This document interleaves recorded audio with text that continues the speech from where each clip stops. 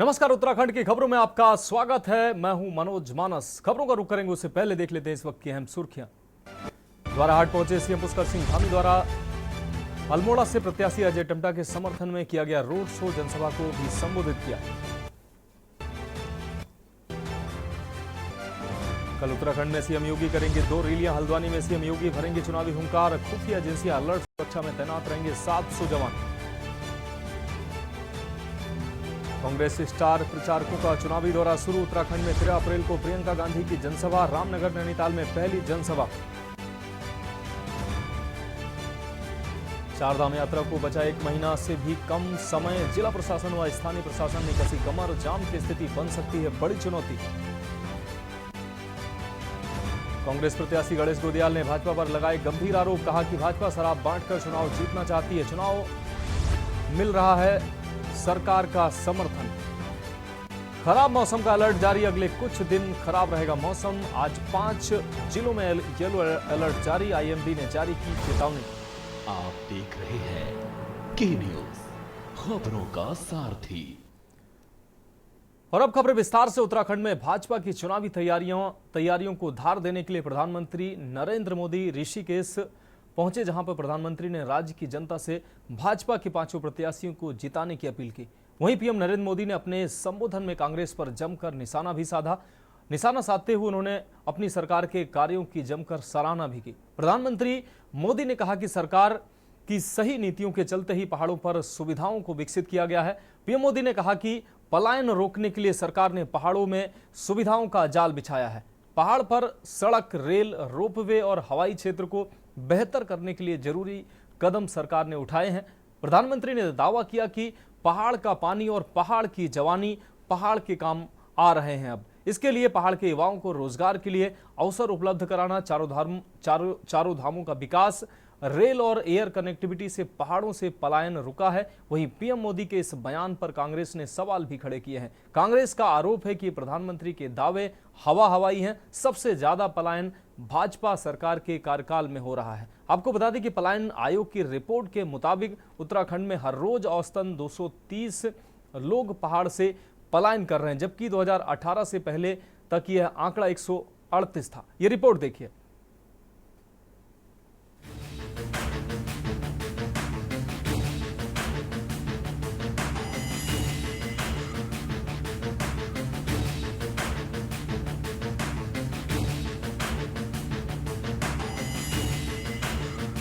उत्तराखंड की 5 लोकसभा सीटों में 19 अप्रैल को होने वाले मतदान के लिए उल्टी गिनती शुरू हो गई है।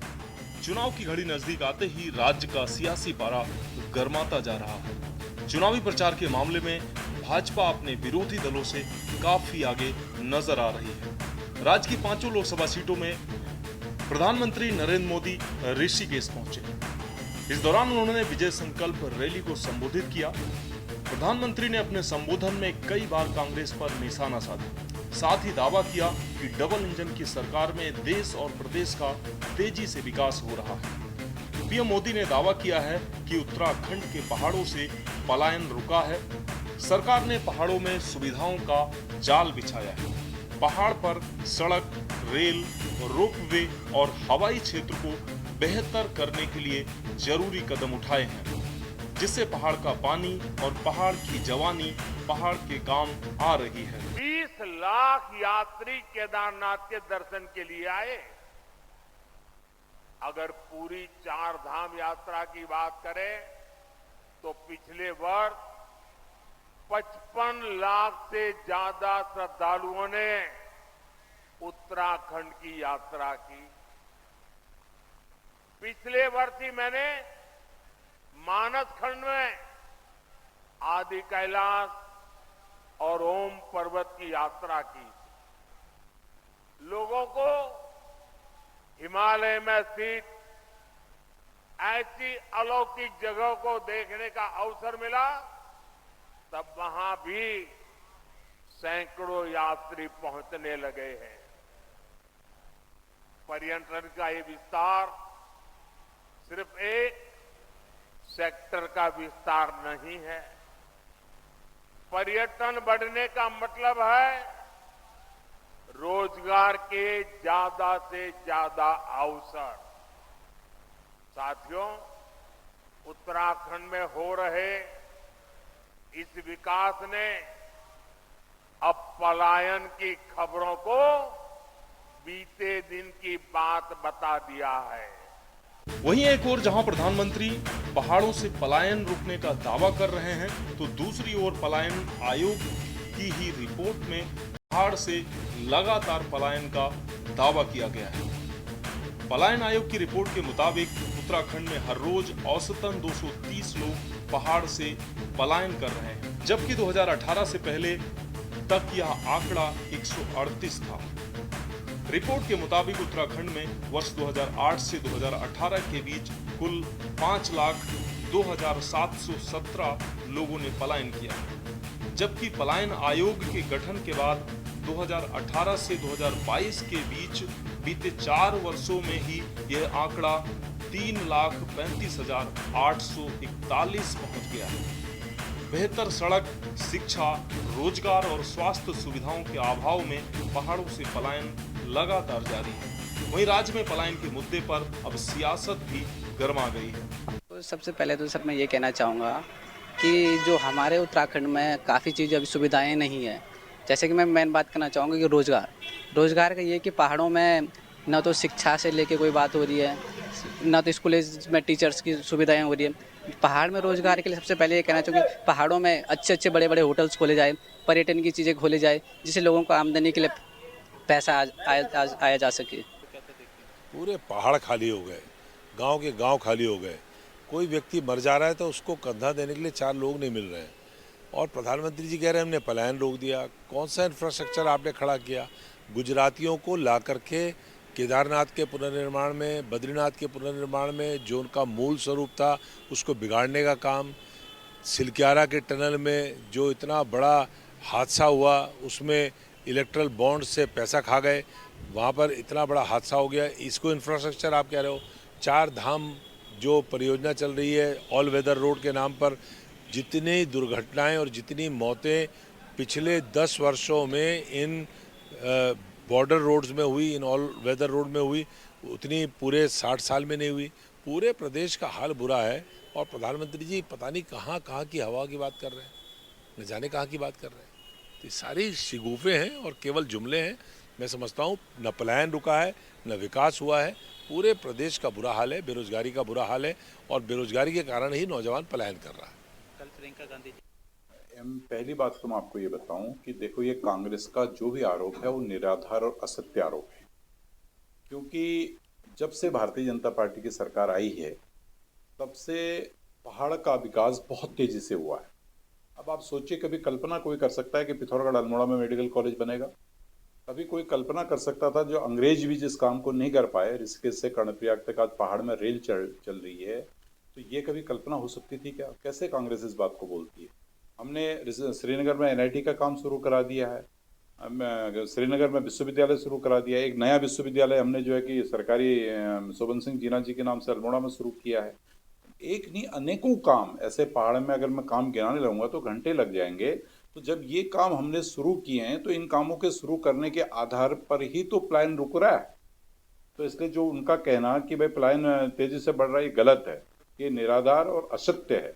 ऐसे कोई आंकड़े भी नहीं है जो वो कह रहे हैं। लोग गाँव में रहना चाहते हैं, उनको अच्छा इंफ्रास्ट्रक्चर चाहिए, सरकार दे रही है।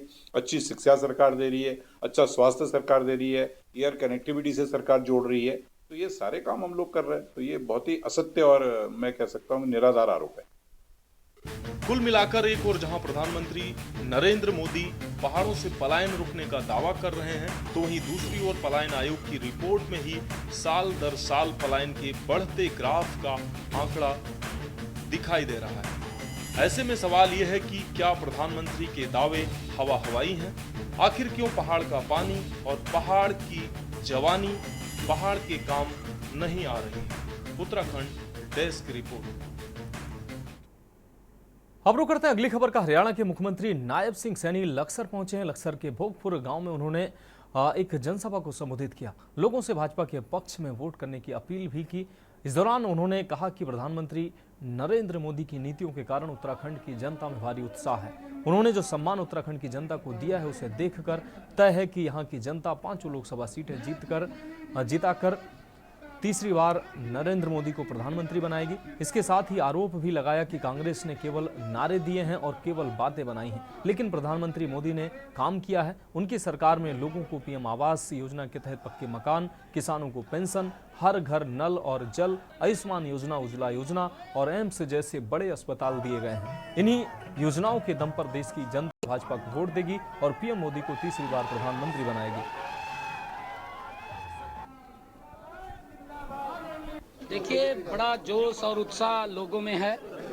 नरेंद्र मोदी जी की नीतियों के कारण, नरेंद्र मोदी जी ने जो सम्मान दिया है, उस सम्मान के कारण आज पूरा का पूरा उत्तराखंड के लोग एक मुश्त नरेंद्र मोदी जी को 5 की 5 लोकसभा की सीटें दे करके तीसरी बार प्रधानमंत्री बनाने। नरेंद्र मोदी जी की जो नीतियां हैं, उन नीतियों से हर व्यक्ति प्रभावित है। पहली बार है कि कांग्रेस ने तो लगातार बातें की है, नारे दिए हैं, नरेंद्र मोदी जी ने काम किया है।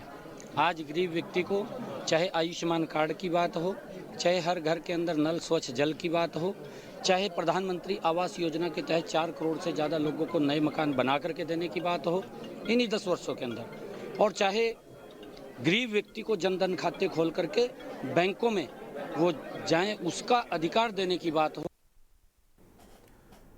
अब बढ़ेंगे अगली खबर की ओर। पूर्व राज्यसभा सांसद नरेश बंसल ने आज प्रेस वार्ता कर बीते दिन प्रधानमंत्री मोदी की रैली को अभूतपूर्व बताया। साथ ही उन्होंने उत्तराखंड की 5 सीटों को एक तरफा जीतने का दावा भी किया।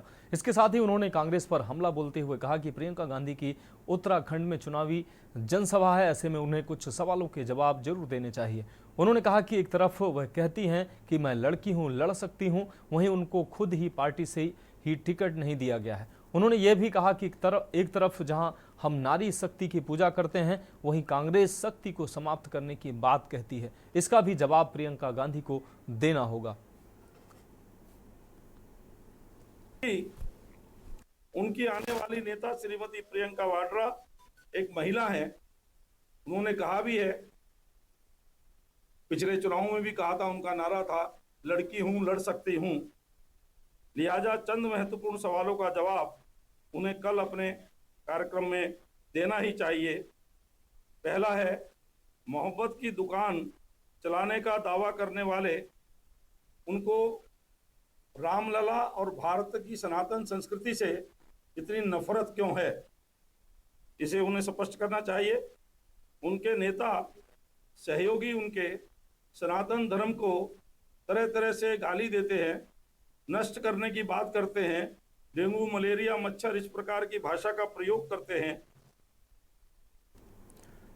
अब रुक करेंगे अगली खबर का। अगली खबर रामनगर से है, जहां आपको बता दें कि रामनगर वन विभाग द्वारा आरा मशीनों पर चीड़ की लकड़ी का अवैध कटान की सूचना मिलने के बाद छापामार कार्रवाई की गई। विभाग की कार्रवाई के बाद आरा मशीन संचालकों में हड़कंप मच गया। कार्रवाई के संबंध में जानकारी देते हुए वन विभाग के एसडीओ पूनम कैंथोला ने बताया कि विभाग को दूरभाष पर सूचना मिली थी कि भवानीगंज इलाके में स्थित कुछ आरा मशीनों पर चीड़ की लकड़ी का अवैध रूप से कटान किया जा रहा है।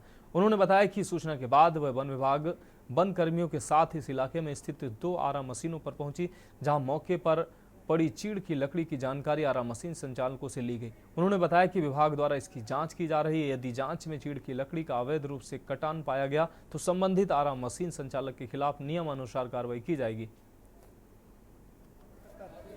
आज एक शिकायत प्राप्त हुई थी दूरभाष पर कि यहाँ भवानीगंज की कुछ आरा मशीनों पर चीड़ का कुछ माल आया है, जिसका चिरान किया जा रहा है। उसमें से कुछ अवैध रूप से आया है, तो उसी के संबंध में यहाँ पर हम छापेमारी कर ये देख रहे थे कि यहाँ पर क्या कोई इलीगल प्रकाष्ठ कोई आया है, तो उसी के संबंध में यहाँ पर जाँच की जा रही है। जाँच पूरी होने पर ही अगर अवैध रूप से पाया गया तो नियमानुसार उस पर कार्रवाई की जाएगी। मैम, कितनी आरा मशीनों पर कार्रवाई की गई है? अभी जाँच चल रही है। अभी हम 2 आरा मशीनों पर गए हैं, तो अभी तो हम जांच ही कर रहे हैं। जांच के ही बाद पता चलेगा कि अवैध रूप से प्रकाश यहाँ पर आया है या नहीं। अब रुक करेंगे अगली खबर का। प्रधानमंत्री मोदी ने बीते दिन ऋषिकेश में चुनावी जनसभा को संबोधित किया, जिसको लेकर जहां एक और भाजपा इसे ऐतिहासिक व अभूतपूर्व बता रही है, वहीं कांग्रेस ने प्रधानमंत्री के भाषण को जुमले का पिटारा करार दिया है। प्रदेश कांग्रेस के वरिष्ठ उपाध्यक्ष सूर्यकांत धस्माना ने कहा कि प्रदेश में अंकिता भंडारी हत्याकांड, अग्निवीर जैसे अहम मुद्दे पर वे एक शब्द नहीं बोले। इसके साथ ही उन्होंने कहा कि उनकी राष्ट्रीय सुरक्षा की बात भी बेमानी है, क्योंकि लेह लद्दाख में धरने पर बैठे सोनम वांगचू 21 दिनों तक अनशन पर बैठे, लेकिन उनको सुनने के बजाय वहां धारा 144 लगाकर मोदी सरकार ने प्रदर्शनकारियों को गिरफ्तार करने का काम किया है। करते हैं जो रावण जैसी शक्ति थी, महिषासुर जैसी शक्ति थी, तमाम दानवों वाली जो शक्ति थी, जिसने अंकिता भंडारी की हत्या करी है, आज उत्तराखंड के अंदर जो अग्निपथ का बहुत बड़ा मुद्दा इस राज्य के अंदर एक चुनावी मुद्दा बन गया है, उस पर प्रधानमंत्री जी ने 2 शब्द नहीं कहे। और राष्ट्रीय सुरक्षा की बात जो है वो इतनी बेईमानी है कि लेह लद्दाख में वांगचुक जो है वो 21 दिन हड़ताल में बैठे हैं। वहां पर सारे लोग जो लोकल लेह लद्दाख के हैं, जब वो वहां पर मार्च करते हैं तो उस मार्च में आप 144 लगा करके लोगों को गिरफ्तार कर लेते हो, लोगों को वहां जाने नहीं देते। कौन सी राष्ट्रीय सुरक्षा की आप बात कर रहे हो? जितनी बातें प्रधानमंत्री जी उत्तराखंड में ऋषिकेश में रैली में बोल के गए, वो सफेद झूठ थी, जुमलों का पिटारा थी। हम पहले भी कह रहे थे। अब रुक करेंगे अगली खबर का। उत्तराखंड में चुनाव प्रचार तेज हो गया है। कांग्रेस ने नैनीताल उधम सिंह नगर सीट पर आज पहली जनसभा बेतालघाट ब्लॉक में की। कांग्रेस उम्मीदवार प्रकाश जोशी के समर्थन में नेता प्रतिपक्ष यशपाल आर्य ने जनसभा को समर्थन में सभा करते हुए प्रकाश जोशी के लिए वोट की अपील करते हुए कहा कि कांग्रेस ने हमेशा ही विकास किया है, आप विकास के नाम पर वोट करें। यशपाल आर्य ने कहा कि भाजपा के कार्यकाल में बेरोजगारी बढ़ने के साथ ही महंगाई चरम पर है। सरकार अंकिता भंडारी को न्याय नहीं दे पा रही है। अग्निवीर योजना से युवा परेशान हैं। जब भाजपा नेता राज्य में फ्लॉप हो गए हैं तो जुमले के लिए दूसरे राज्य से नेता लेकर आ रहे हैं। वहीं प्रकाश जोशी ने कहा कि अजय भट्ट ने जो उनके खिलाफ शिकायत चुनाव आयोग में दर्ज कराई है, उसके लिए भी झूठा शपथ पत्र दिया है।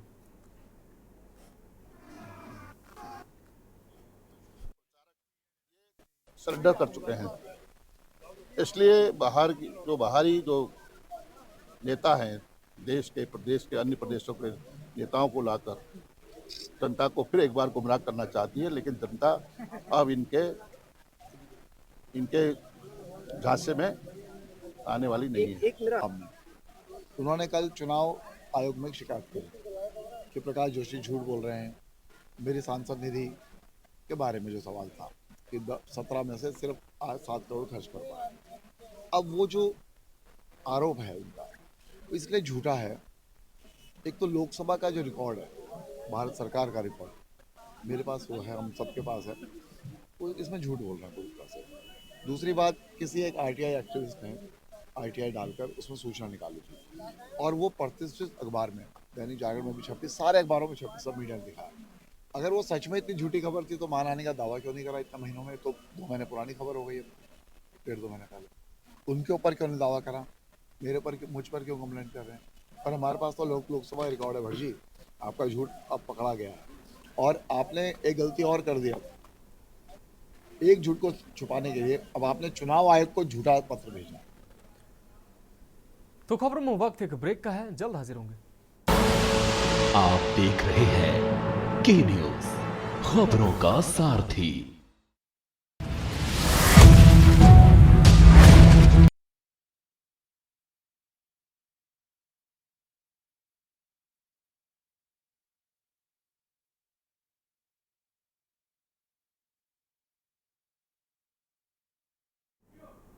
तो ब्रेक के बाद उत्तराखंड की खबरों में एक बार फिर से आपका स्वागत है। बात कर रहे हैं अगली खबर का। लोकसभा चुनाव में ज्यादा से ज्यादा मतदान हो, इसको देखते हुए जिला निर्वाचन की तरफ से देश भर में कई अभियान चलाए जा रहे हैं। इसी क्रम में जिलाधिकारी वंदना सिंह के नेतृत्व में आपको बता दें SVEEP नुक्कड़ नाटक व नाव चालक संघ द्वारा मतदाता जागरूकता अभियान का शुभारंभ किया गया। जिला निर्वाचन अधिकारी DM नैनीताल ने वोट करेगा नैनीताल कार्यक्रम के तहत नाव चालकों को हरी झंडी दिखाने के साथ ही हस्ताक्षर कर इस अभियान की शुरुआत की। उन्होंने कहा कि मतदाता जागरूकता अभियान प्रत्येक बूथ तक चलाने के निर्देश दिए गए हैं। खासकर जिन बूथों में मतदान कम है उन स्थानों में मतदान प्रतिशत बढ़ाने व लोगों को प्रेरित करने के लिए सेल्फी पॉइंट और रील कंपटीशन और यूथ आइकॉन के माध्यम से भी लोगों को मतदान के प्रति जागरूक करने का कार्य किया जा रहा है। जनपद में इलेक्शन कमीशन के जो दिशा निर्देश हैं, स्वीप के तहत मतदाता जागरूकता अभियान चलाया जा रहा है और पूरा प्रयास ये किया जा रहा है कि जो जिन एरियाज़ में, जिन बूथों पर ट्रेडिशनली मतदान प्रतिशत कम रहता है या कम लोग वोट अपने मताधिकार का प्रयोग करने के लिए आते हैं, वोट कम लोग देते हैं, ऐसे एरियाज़ में लोगों को जागरूक करके वहाँ मतदान का प्रतिशत बढ़ाया जाए। ज़्यादा से ज़्यादा लोगों को इस हेतु प्रेरित किया जाए कि वो पोलिंग डे के दिन अपने अपने बूथ पर आकर वोट दें और जो है एक मताधिकार के प्रयोग का जो है अच्छा एक मैसेज जाए। आपको बता दें, नेता जनता से सीधा संपर्क साधने में जुटे हुए हैं। उत्तराखंड के खटीमा में CM Pushkar Singh Dhami morning walk के लिए निकले और एक स्कूल बस में सवार हो गए। सीएम को देखकर बच्चे काफी उत्साहित नजर आए और उनसे दिल खोलकर बातें करते नजर आए। सीएम ने इस बात का जिक्र अपने एक्स हैंडल पर भी किया। उन्होंने लिखा कि आदरणीय प्रधानमंत्री द्वारा देवभूमि उत्तराखंड की धरती से किए गए आह्वान पर आज प्रातःकाल खटीमा में देवतुल्य जनता से भेंट कर मोदी जी का प्रणाम पहुंचाया है। आपको बता दें कि सीएम धामी ने लोगों के साथ संवाद भी स्थापित किया है।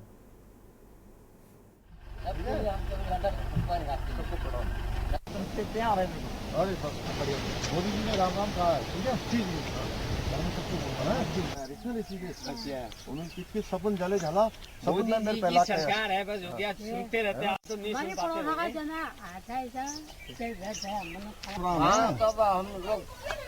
मोदी जी ने सबको राम राम कहा है, ठीक है, प्रणाम। हाँ, घर में बाल गोपाल सब ठीक है। अब बढ़ेंगे अगली खबर की ओर। टिहरी लोकसभा सीट पर त्रिकोणीय मुकाबला दिखाई दे रहा है। एक तरफ जहां 3 बार की सांसद माला राज्य लक्ष्मी शाह बीजेपी की टिकट पर चुनाव मैदान में है, तो वहीं युवा चेहरा बॉबी पवार भी निर्दलीय चुनाव अखाड़े में है। तीनों के बीच कोई भी बाजी मार सकता है। वहीं टिहरी लोकसभा से कांग्रेस प्रत्याशी ज्योत सिंह गुंसोला ने दावा किया कि उन्हें जनता का अपार समर्थन मिल रहा है और टिहरी की जनता बदलाव चाहती है। उन्होंने कहा कि टिहरी की जनता ने उन्हें भरोसा दिया है कि वह संसद तक पहुंचेंगे।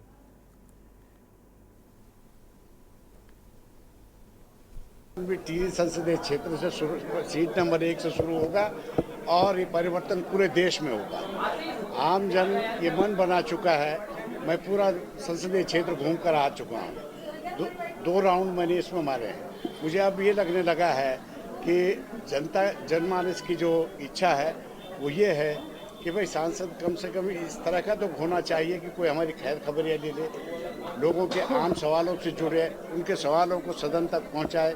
तो लेकिन उनको 12 साल में जो है निराशा और हताशा ही हाथ लगी। तो वो परिवर्तन की बात कर रहे हैं और परिवर्तन होना है, जरूर है।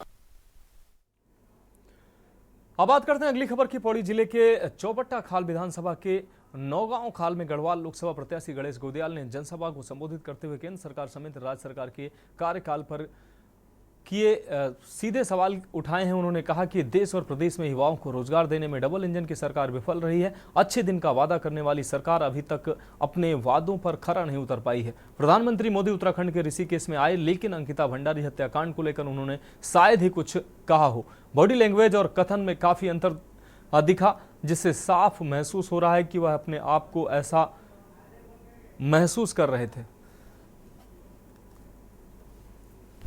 भूमि चौबट खाल विधानसभा में गणेश गोदियाल जी का अपने माता बहनों और भाइयों की तरफ से उनका हार्दिक स्वागत करता हूं और भगवान बद्री विशाल से प्रार्थना करता हूं कि हमारे पास एक ऐसा यूथ मिला है कि जो कि जमीन से जुड़ा हुआ इंसान है और वो जो है संघर्ष कर रहा है। वो हमारे नेतृत्व उन्होंने विधायक में भी किया है और सांसद में भी इसी प्रकार नेतृत्व करेंगे और हम उनको यहाँ से चुन के जो है वो हमारी आवाज को जो है उठाएंगे। जिस प्रकार से उन्होंने राज क्षेत्र को जो है आरक्षण किया था, इस प्रकार वो हमारे लोकसभा से अगर जीत के जाएंगे तो पूरे उत्तराखंड वासियों को जो है आरक्षण दिलाएंगे।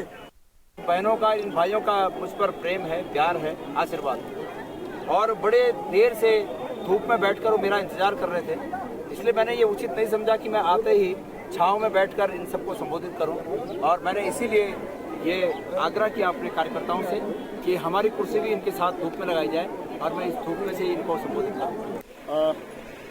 मैं अपने क्षेत्र और अपने लोगों के लिए मन से जुड़ाव रखता हूँ और उनकी पीड़ा को भी समझता हूँ।